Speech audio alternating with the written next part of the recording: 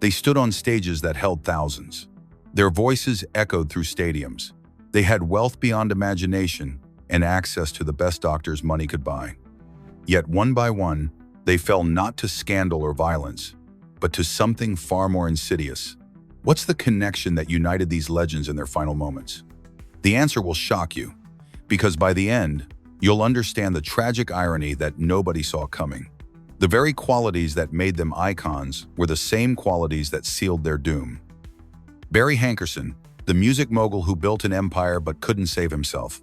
Barry Hankerson wasn't a household name, but in the music industry, he was royalty.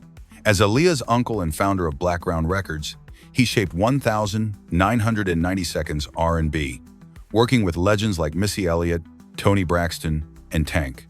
His ear for talent was impeccable, his business acumen ruthless. He could turn unknown singers into platinum-selling superstars, negotiate deals that made major labels blink, and build an empire from nothing but vision and determination. But behind the platinum records and boardroom victories, Hankerson fought a private battle with obesity that would consume him. His weight climbed for years, each business dinner at expensive restaurants, each celebration with champagne and rich desserts, each late-night negotiation fueled by takeout, adding pounds he promised to lose next month or after this next big deal. The music business meant late-night studio sessions where catered meals arrived at midnight. Fried chicken, pizza, Chinese food, whatever kept everyone working. It meant power lunches that stretched into three-course affairs with wine and dessert. It meant stress eating between high-stakes negotiations with major labels, comfort food to cope with deals that fell through, celebratory feasts when contracts were signed. Food became both comfort and weapon in Hankerson's life. The same drive that made him a fierce businessman, the refusal to quit, the determination to push through any obstacle, the belief that willpower could overcome anything, made him unable to slow down, unable to prioritize his health over his next big project. He'd sit in meetings for 12 hours, surviving on whatever food was brought in. When the stress mounted, he ate. When he succeeded, he ate. His heart began to struggle under the relentless strain. Obesity-related cardiac problems developed slowly but relentlessly. High blood pressure went unchecked for years, silently damaging his arteries with every heartbeat. Cholesterol levels soared into dangerous territory, plaque building up in his coronary arteries like sediment in a pipe, narrowing the pathways his blood needed to flow through.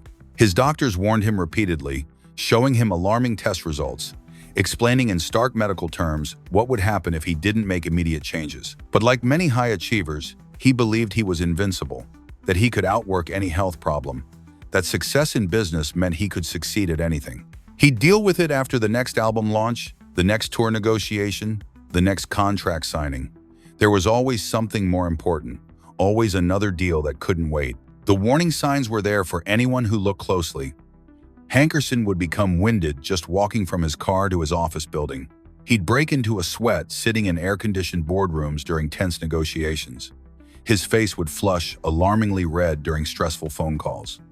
He started keeping nitroglycerin tablets in his desk drawer, just in case, but never seriously considered that the just-in-case scenario was becoming more likely with each passing day. The tragic irony? Hankerson had every resource imaginable to fight his condition. Personal trainers who would have come to his house at any hour. Celebrity nutritionists who could have designed customized meal plans around his chaotic schedule. The best cardiac specialists in the world who would have seen him immediately. But you can't buy willpower, and you can't delegate your own health to someone else. The man who could spot raw talent in a teenager with a demo tape, who could negotiate million-dollar deals with industry sharks, who could build a record label from nothing. That same man couldn't defeat the enemy that was literally killing him from the inside, one meal at a time. His struggle with obesity-related heart disease proved that success in one area of life doesn't guarantee success in another. You can build an empire and still lose the most important battle, the one for your own life. Chris Farley 1964 to 1997, the comedy giant who couldn't escape his demons. Chris Farley made the world laugh. His fearless physical comedy on Saturday Night Live and in films like Tommy Boy and Black Sheep made him one of the most beloved comedians of the 1,990 seconds. Whether diving through tables as the motivational speaker Matt Foley, living in a van down by the river, or playing a clumsy but lovable Tommy Callahan, trying to save his father's auto parts company. Farley gave everything to his comedy. He held nothing back, threw his entire body into every joke, committed absolutely to every bit. At 5'8" and nearly 300 pounds, Farley's weight was both his trademark and his curse, his greatest comedic asset and his ultimate downfall. Audiences loved his physical comedy, the way he'd throw his massive body around stages and through breakaway sets, taking pratfalls that would have hospitalized smaller men, crashing through tables and walls with reckless abandon. Directors loved that he'd do anything, no matter how physically punishing, to get the laugh. But every pratfall, every crash through furniture, every time he threw himself to the ground, it was like dropping an anvil. The impact on his joints, his back, his overtaxed cardiovascular system was enormous and cumulative. Behind the comedy and the laughter, Farley struggled with profound insecurity about his weight that bordered on self-hatred. Despite making millions laugh, despite being beloved by audiences and respected by fellow comedians, he couldn't laugh at himself in a healthy way. Friends and fellow comedians, people like Adam Sandler, David Spade, Chris Rock, and Bob Odenkirk, recall how he would sometimes eat entire pizzas alone in his dressing room after shows, devouring slice after slice while staring at himself in the mirror, with tears streaming down his face, disgusted by what he saw.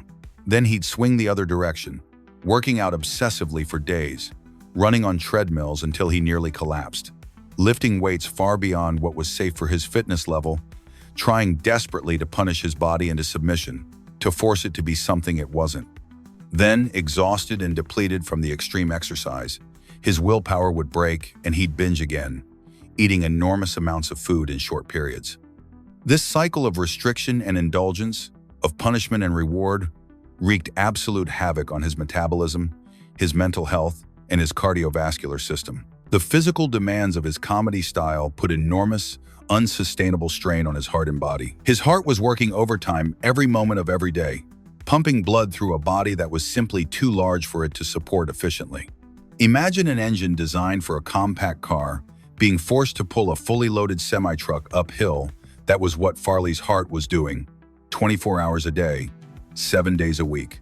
He developed severe sleep apnea, a dangerous condition where breathing repeatedly stops and starts during sleep, sometimes hundreds of times per night. Each time his airway collapsed, his brain would jolt him partially awake to restart his breathing, meaning he never achieved truly restorative deep sleep. His blood oxygen levels would drop dangerously low dozens of times each night. His heart rate would spike as his body panicked from lack of oxygen. He'd wake up gasping, choking on his own soft palate.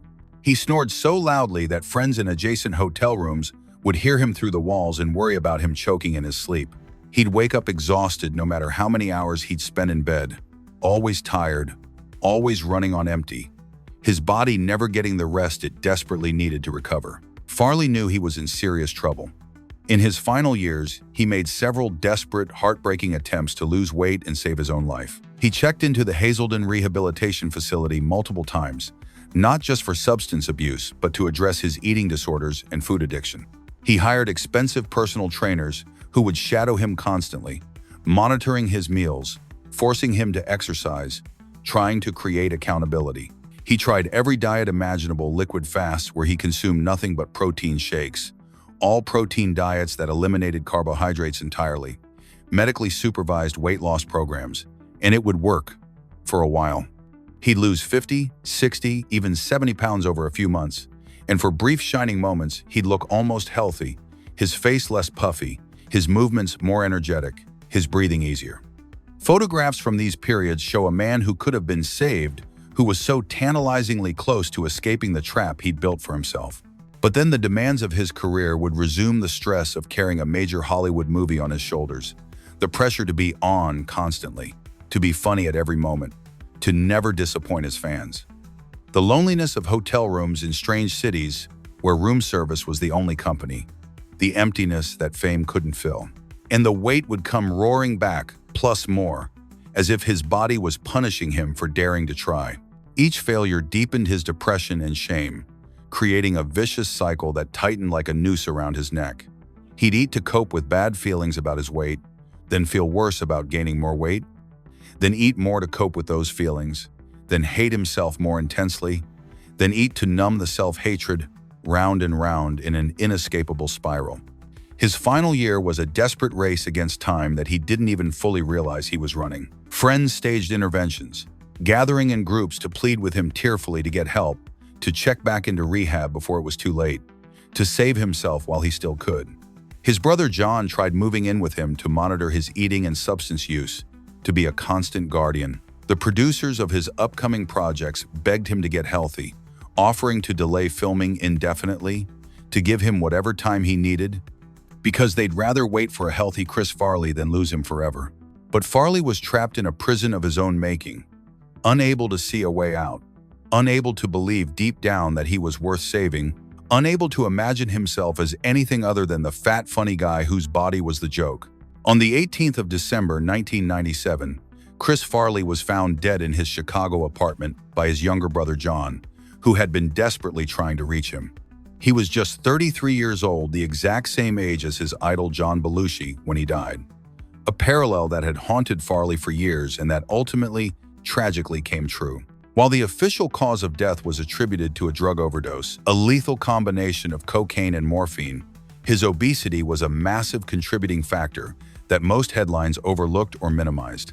His heart and body were already severely compromised from years of extreme weight fluctuation, poor diet, punishing physical comedy that destroyed his joints and strained his heart, and the constant stress he put on every system in his body. When combined with substance abuse, his overtaxed, exhausted system simply couldn't take it anymore. His heart, which had been struggling valiantly for years against impossible odds, just gave up. The tragedy of Chris Farley isn't just that he died young, it's that he spent his entire adult life at war with his own body, never finding peace with himself, despite bringing so much joy and laughter to millions of others. He made the world happy, but couldn't make himself happy. He gave everything to his art and his audience, but had nothing left to give himself. And in the end, the body he had used and abused for comedy exacted the ultimate price. Russ Meyer, 1922 to 2004, the cult director whose final act was his hardest. Russ Meyer, the king of the nudies, was a maverick filmmaker who carved out a unique, controversial niche in cinema history. Known for his cult B movies featuring buxom women, campy humor, and provocative content, Meyer was a World War II combat cameraman who turned his military skills toward exploitation films. His works like Faster, Pussycat, Kill, Kill, and Beyond the Valley of the Dolls became cult classics that influenced everyone from John Waters to Quentin Tarantino. In his prime, Meyer was energetic and robust, a true auteur who personally handled cameras and equipment on his shoestring budget film sets. He was hands-on in every sense, often working 16-hour days to bring his unique, over-the-top visions to life with minimal crew and resources. But as Meyer aged, his lifestyle caught up brutally. Long hours behind cameras, stress of independent filmmaking where every dollar mattered, and increasingly poor dietary habits took their toll. By his 70s, Meyer's weight ballooned significantly. The man who once bounded around with handheld cameras became increasingly sedentary, trapped by his own body's limitations. Meyer died at 82, but spent his final decades severely limited by obesity, a prisoner in his own body, a cautionary tale about neglecting physical health. Charles Durning, 1923 to 2012, the character actor who carried too much weight. Charles Durning was Hollywood's most respected character actor, with over 200 film and TV appearances. A genuine World War II hero who survived D-Day and the Battle of the Bulge, he brought authentic gravitas to every role, earning Oscar, Emmy, Tony, and Golden Globe recognition. By his 60s and 70s, he carried 80 to 100 extra pounds, putting tremendous cardiovascular strain. He developed serious heart problems requiring multiple surgeries, bypasses, valve replacements, stents. He took handfuls of daily medications, trying to compensate for what proper diet could have prevented. Durning remained professionally active as his health declined, but directors accommodated him with longer breaks, rewritten scenes, special equipment. He was frank about his weight but seemed resigned, believing at his age fighting it was pointless. Charles Durning died Christmas Eve 2012 at 89. While long-lived, his final 2 decades were marked by obesity-related problems requiring constant medical intervention. J.D. Sumner, 1924 to 1998, the bass singer who reached his lowest note. J.D. Sumner possessed gospel history's most distinctive voice, a bass so deep it seemed otherworldly. Holding the Guinness World Record for lowest bass voice, he performed with the Blackwood Brothers and backed Elvis Presley, but that powerful voice resided in a failing body. Gospel singers faced unique challenges: constant travel, irregular meals, Southern church potlucks with heavy comfort foods. By his 60s, Sumner weighed over 350 pounds with congestive heart failure. Friends begged him to slow down, but Sumner refused to stop touring.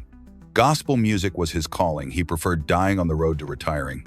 On the 16th of November 1998, after performing, J.D. Sumner suffered a fatal heart attack at 73 years.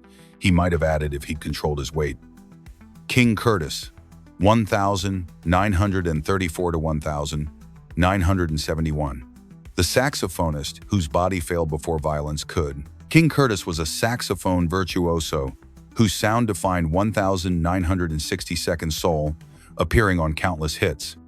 While his death at 37 resulted from stabbing, his obesity struggle contributed to his vulnerability. At his death, Curtis was significantly overweight with high blood pressure and early heart disease. The brutal music industry lifestyle, late sessions, constant touring, odd-hour meals took its toll. Even if Curtis had survived the stabbing, he was on a dangerous path. His obesity made him vulnerable. A healthier body might have survived. Big Pun, 1971 to 2000. The rapper whose name became a prophecy. Christopher Rios, Big Pun, was hip-hop's first platinum-selling Latino solo artist. His technical mastery was breathtaking, but his stage name became horrifying prophecy. At death, Big Pun weighed 698 pounds on a 5'7" frame. His rapid weight gain was shocking. Fame brought unlimited food access. By his late 20s, he needed a wheelchair, couldn't fit in restaurant booths or airplane seats. On the 7th of February 2000, Big Pun suffered a massive heart attack at 28. His autopsy revealed a heart enlarged to twice normal size, destroyed by the impossible task of supporting his enormous body. Fat Pat, 1970 to 1998. The Houston legend who lived up to his name. Patrick Hawkins, Fat Pat, pioneered Houston's hip-hop scene. Part of the Screwed Up Clique, he helped define the Houston sound. While Fat Pat's death at 27 resulted from gun violence, his weight struggles were evident. Even at his young age, he showed weight-related health problems: shortness of breath, fatigue, early hypertension. His story reminds us obesity doesn't discriminate by age. Damage accumulates even in your 20s. Charles Schulz, 1922 to 2000. The artist who drew life but couldn't draw breath. Charles Schulz created Peanuts, bringing joy to hundreds of millions for 50 years. The irony: he drew active children while becoming increasingly sedentary himself. By his 70s, Schulz dealt with significant heart disease requiring cardiac procedures. On the 14th of December 1999, he announced retirement after cancer diagnosis. He died the 12th of February 2000, the night before his final strip, published at 77. While cancer was the official cause, his obesity-related heart disease weakened his body's ability to fight it. Luther Vandross, 1951 to 2005. The voice of love who couldn't love himself enough. Luther Vandross had one of music's most beautiful voices, earning 8 Grammys and selling 35 million records. But his relationship with weight was tumultuous. He'd lose 100 pounds, then gain it all back plus more. These yo-yo cycles put tremendous cardiovascular stress. Luther used food to cope with stress, loneliness, and fame's pressures. As a perfectionist, he'd work 20-hour studio days, eating whatever was available. On the 16th of April 2003, Luther suffered a severe stroke at 52, caused by hypertension and diabetes from lifelong obesity. He spent 2 years relearning basic functions. Luther Vandross died the 1st of July 2005, never recovering, never performing again. His death was completely preventable. Instead, we lost him at 54, his talent silenced by a condition he never conquered. The hidden connection revealed, the tragic irony nobody saw coming. It's not just that obesity killed them. The very personality traits that made them successful, that drove them to greatness, are the same traits that prevented them from saving themselves. The perfectionism that made Luther spend 20 hours perfecting vocals also made him binge eat when stressed. The larger-than-life personality that made Chris Farley a comedy icon also made him unable to exist at normal size. The relentless work ethic that made Barry Hankerson a mogul also made him ignore his failing heart. And here's the chilling part. They all had access to the best medical care. They all knew they were in danger. They kept going anyway, as if talent would protect them from biology. But biology doesn't care about awards or fame. Obesity kills with perfect equality. What made them legends also made them victims. And that's the connection nobody saw until too late. Because genius cannot survive in a body being killed by neglect. One meal, 1 pound, one ignored warning at a time.